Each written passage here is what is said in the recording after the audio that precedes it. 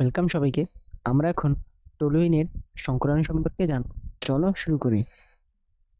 আমরা যদি শুরুতেই টলুইনকে ভেঙে ফেলি,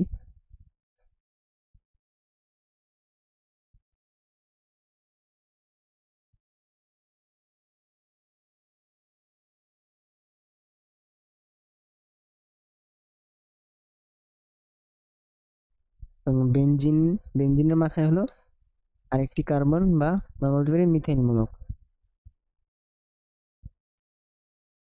এবার আমরা যদি খেয়াল করি আমরা দেখব যে এই কার্বন এই ডাবল বন্ডের সাথে যুক্ত, এই কার্বন এই ডাবল বন্ডের সাথে যুক্ত, এই কার্বন এই ডাবল বন্ডের সাথে যুক্ত, আবার এই কার্বন এই ডাবল বন্ডের সাথে যুক্ত, আবার এই কার্বনও কি এই ডাবল বন্ডের সাথে যুক্ত, আবার এই কার্বন এই ডাবল বন্ডের সাথে যুক্ত। অর্থাৎ আমরা যদি শুধু বেনজিন চিন্তা করি তাহলে আমরা দেখব বেনজিনের প্রতিটি কার্বনে কি একটি ডাবল বন্ডের সাথে যুক্ত। অর্থাৎ আমরা জানি ডাবল বন্ড মানে কি, ডাবল বন্ড মানে কি sp2 সংকরায়িত।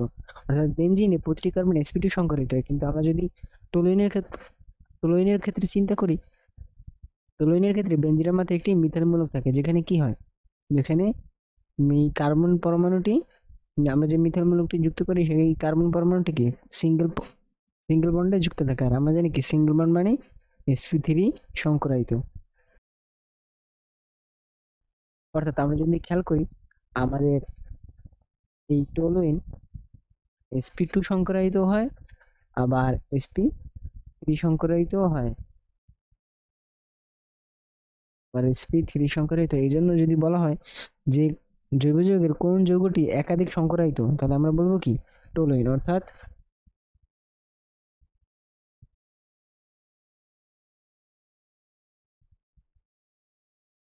টলুইন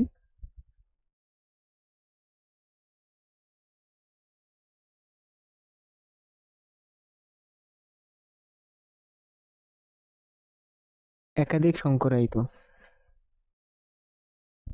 আশা করি পরীক্ষা আসলে এটি তোমরা এক চান্সে পেরে যাবে।